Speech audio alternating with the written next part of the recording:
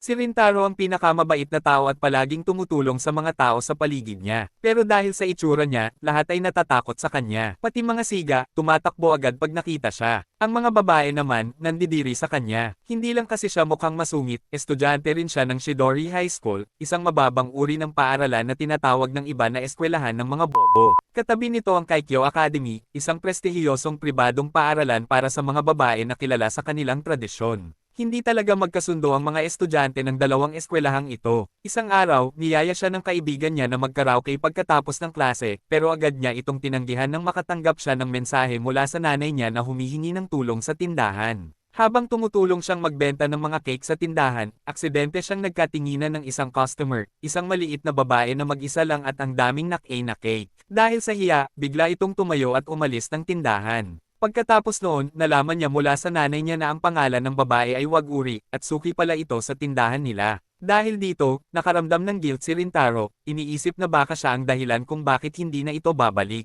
Pero sinabi ng nanay niya na huwag siyang mag-alala, hindi niya kasalanan at huwag niyang masyadong sisihin ang sarili niya. Pero hindi niya ito pinakinggan at patuloy siyang nababagabag. Kinabukasan, bumalik si Waguri para humingi ng paumanhin sa biglaang pag-alis niya kahapon. Bilang paghingi ng tawad, binigyan niya si Rintaro ng cake. Naguluhan si Rintaro, iniisip niya, seryoso ba siyang binigyan siya ng cake mula sa sariling panaderya ng pamilya nila. Napansin din niyang nakatitig si Waguri sa cake, halos tumutulo na ang laway. Kaya magalang na tumanggi si Rintaro at sinubukang isauli ito. Nag-alinlangan si Waguri, halatang gusto ring tumanggi, pero sa huli, hindi niya napigilan ang sarili at kumain din siya ng kaunti.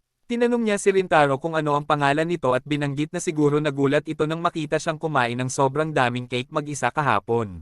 Medyo awkward na yumo si Rintaro at tinanong kung bakit siya biglang umalis noon. Natakot ba siya sa kanya? Pero agad itong itinanggi ni Waguri at ipinaliwanag na iyon ang unang beses na may lalaking tumitig sa kanya ng ganoon kat hindi, kaya kinabahan siya. Dahil dito, namula si Rintaro at hindi alam ang sasabihin. Sanay kasi siyang matakot ang mga tao kapag tinitigan niya. Napansin nilang madilim na, kaya inalok ni Rintaro na ihatid siya sa istasyon para sa kaligtasan niya. Pero tumanggi si Waguri at sinabing ayos lang siya. Bago umalis, lumingon siya kay Rintaro at sinabing, minsan, hindi kita tinuring na nakakatakot. Napahinto si Rintaro sa kinatatayuan niya, namula, at dali-daling pumasok sa kwarto. Unang beses kasi na may nagsabi ng ganoong bagay sa kanya. Mula pagkabata, puro negatibo lang ang naririnig niya tungkol sa sarili niya. Bigla na lang pumasok ang nanay niya sa kwarto, halatang nagpanik. Hawak niya ang cake ni Waguri at ipinaliwanag na nakita niya itong nakahandusay sa kalsada malapit sa tindahan habang palabas siya matapos magsara. Samantala, si Waguri ay hinarang ng dalawang mukhang kadudadad ang lalaki. Tinanong siya kung girlfriend ba siya ni Rintaro. Halatang may galit sila sa kanya. Agad itong itinanggi ni Waguri. Tumawa ang isa sa kanila at sinabing, tama lang. Wala kayong pagkakapareho. Kilala si Rintaro sa pagiging nakakatakot. Sinundan pa nila ito ng mga chismis na si Rintaro daw ay isang delinquent, may masamang reputasyon pa noong nasa middle school, at walang mabuting maidudulot ang makisangkot sa kanya. Sa mga sandaling iyon, nasa malapit na si Rintaro at narinig ang lahat. Hindi siya makapaniwala na may gumagawa na naman ng kwento tungkol sa kanya. Pero laking gulat niya nang hindi naniwala si Waguri. Tinanong niya ang dalawang lalaki kung bakit sila humuhusga base sa chismis. Nakipag-usap na ba kayo kay Rintaro? Kasi para sa akin, isa siyang mabuting tao, sabi niya. Sinabihan pa niya ang dalawa na tigilan na ang paninira sa likod ng ibang tao. Nakakainis na ugali yan. Dahil dito, nagalit ang dalawa at sinubukang suntukin si Waguri. Pero dumating si Rintaro sa tamang oras at sinalo ang suntok gamit ang katawan niya. Sa lakas ng tama, tumilapon siya at bumangga sa malapit na shutter. Pagkakita sa kanya, natakot ang dalawa at agad na tumakbo palayo. Agad lumapit si Waguri, kinuha ang panyo niya, at sinubukang panasan ng dugo sa mukha ni Rintaro. Humingi siya ng paumanhin, sinabing kasalanan niya ang lahat. Pero sinabi ni Rintaro na hindi iyon totoo. Kung alam ko lang na mag-aalala ka ng ganito, sana iniwasan ko na lang yung suntok. Ibinunyag niya na sinadya niyang tanggapin ang tama bilang parusa sa sarili niya sa pagdududa kay Waguri. Humingi rin siya ng sorry sa pagkakasangkot niya sa gulo. Naguluhan si Waguri sa sinabi niya, pero kalaunan ay ngumiti. Hindi ko talaga maintindihan kung ano ang nakakatakot sa'yo, sabi niya. Salamat sa pagsadyap sa akin. Sa narinig, parang lumambat ang puso ni Rintaro. Ngayon lang siya nakaramdam ng tunay na saya. Pagkatapos niyang ihatid si Wag-uri sa istasyon, hindi siya makalimot sa ginawa ni Rintaro. Patuloy ang kabog ng dibdib niya. Kinabukasan sa eskwela, pagod na pagod si Rintaro. Hindi siya nakatulog buong gabi, iniisip lang si Wag-uri. Nang tumingin siya sa bintana, laking gulat niya nang makita si Wag-uri sa kabilang gusali, ibig sabihin ay estudyante pala siya sa Kaikyo Academy. Maya-maya, galit na galit ang kaibigan ni Rintaro at nagreklamo sa kanya. Habang papunta raw sila, tinitingnan siya ng mga babae mula sa Kaikyo na parang nandidiri, dahil lang estudyante siya ng Chidori. Biglang dumating ang dalawa pa nilang kaibigan na halatang mga gwapo, at nang tanungin kung naranasan din ba nila yung mga tingin na yun, tumango sila.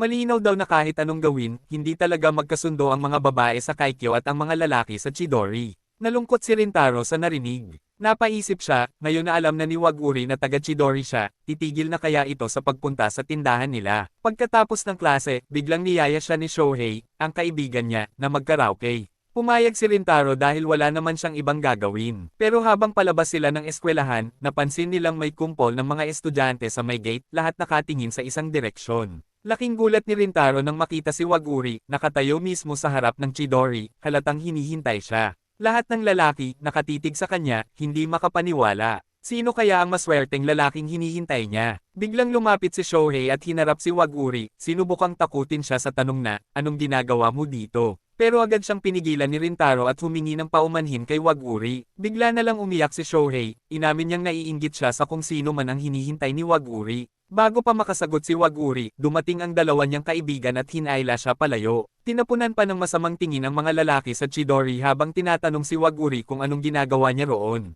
Pero hindi ito ikinalungkot ni Rintaro. Sa totoo lang, natuwa siya na dumalaw si Wag-uri para sa kanya. Pero agad niyang pinigilan ang sarili, sinabihan ng sarili na hindi na sila dapat magkita ulit. Napansin ng mga kaibigan niya ang lungkot sa mukha niya. Nag-alala sila at tinanong kung may problema ba. Sinabi nila na pwede siyang magsabi kung gusto niyang maglabas ng saloobin. Dahil sa malasakit nila, medyo gumaan ang pakiramdam ni Rintaro. Nagpasalamat siya sa kanila, pero sinabing wala naman siyang problema. Habang pauwi, napansin ni Rintaro na bukas pa ang ilaw sa tindahan nila, kahit lampas na sa oras ng pagsasara. Laking gulat niya nang makita si Wag-uri, naghihintay pala siya sa kanya. Pagkakita sa kanya, agad humingi ng paumanhin si Wag-uri sa gulong nangyari kanina. Inamin niyang hindi niya inakala kung gaano kalala ang tensyon sa pagitan ng mga eskwelahan nila. Pero pinakalma siya ni Rintaro. Sinabi niyang huwag na siyang mag-alala. Biglang sumingit ang nanay ni Rintaro at tinanong si Wag-uri kung may oras pa ba siya. Gusto mo ba ng natirang cake? Alok niya. Sinubukan tumanggi ni Wag-uri, pero mukhang may sariling desisyon ang tiyan niya. Habang magkasama silang nakaupo, tinanong ni Rintaro si Wag-uri kung anong ginagawa niya sa gate ng eskwelahan kanina. Nahihiyang umamin si Wag-uri, gusto lang daw niyang makita si Rintaro. Namula si Rintaro sa narinig. Hindi niya napigilan ang sarili at sinabing sobrang saya niya nang makita si Wag-uri. Namula rin si Wag-uri sa sinabi niya. Nag-alinlangan si Rintaro at sinabing baka hindi na siya gustong puntahan ni Wag-uri. Taga Chidori kasi ako, sabi niya. Napatingin si Wag-uri sa kanya, halatang nasaktan, at mahina niyang sinabi na kabaligtaran ang naramdaman niya. Nang malaman niyang taga Chidori si Rintaro, natuwa pa siya. Akala niya, pagkakataon na yun para mas makilala pa si Rintaro. Tumayo si Wag-uri at umalis. Habang pinapanood siyang lumayo, napagtanto ni Rintaro na nasaktan niya si Wag-uri sa sinabi niya. Hindi niya alam ang gagawin, kaya ikinwento niya ito sa nanay niya. Bilang sagot, malakas siyang pinitik ng nanay niya sa noo at sinabihan siyang habulin agad si Wag-uri. Delikado para sa babae ang maglakad mag-isa sa gabi, paalala nito. Sinabihan din siya ng nanay niya na tigilan na ang sobrang pag-iisip. Ang ginawa mo kay Wag-uri, yan din ang paulit-ulit na ginagawa sa iyo ng mga tao, hinuhusgahan ka base sa itsura. Palagi niyang kinaiinisan ang pagiging misunderstood at ang pag-iwas ng mga tao sa kanya dahil sa itsura niya. Pero ngayon, siya mismo ang gumagawa noon kay Wag-uri, inaakalang kamumuhian siya dahil lang sa kung saang eskwelahan siya galing. Sa narinig, natauhan si Rintaro. Sa inis sa sarili, sinuntok niya ang sarili sa mukha, ikinagulat ng nanay niya. Kinabukasan, naghintay si Rintaro sa harap ng eskwelahan ni Wag-uri. Pagkakita niya sa kanya, agad siyang humingi ng paumanhin sa sinabi niya kagabi na nakasakit sa damdamin nito. Namula si Wag-uri, medyo nahihiya. Hindi niya namalayang ganun pala ang naging reaksyon niya. Inamin niyang nalungkot siya, pero sarili niyang damdamin lang yun, kaya humingi rin siya ng sorry sa pag-aalala ni Rintaro. Tiningnan siya ni Rintaro at sinabing hindi kasalanan ni Wag-uri, kasalanan niya. Inamin niya na tuwing binabastos ng mga kaibigan niya sa Chidori ang mga taga-Kaikyo, hindi na siya masyadong nagre-react. Tinanggap na lang niya na hindi talaga magkasundo ang dalawang eskwelahan. Pero nang maisip niyang baka sabihin nila yon kay Waguri, hindi niya matanggap. Inamin niyang natatakot siya. Natatakot na baka masaktan si Waguri kung masyado siyang mapalapit sa kanya dahil sa reputasyon niya. Kaya pinipigilan niya ang sarili. Pero ngayon, napagdesisyonan na niyang tigilan na yon. Sinabi niya kay Waguri na mula ngayon, siya na lang ang pagbibigyan niya ng pansin. Hindi na niya pakikinggan ang sinasabi ng iba, kahit pa taga Chidori o taga Kaikyo. Sa narinig, napangiti si Waguri ng maliwanag. Masaya siyang pumayag. Kung umabot ka hanggang dulo, solid ka idol. Huwag mong kalimutang i-like ang video, mag-subscribe at i-click na rin ang notification bell para lagi kang updated sa mga susunod kong uploads. Salamat sa panunood, kita-kits sa next episode.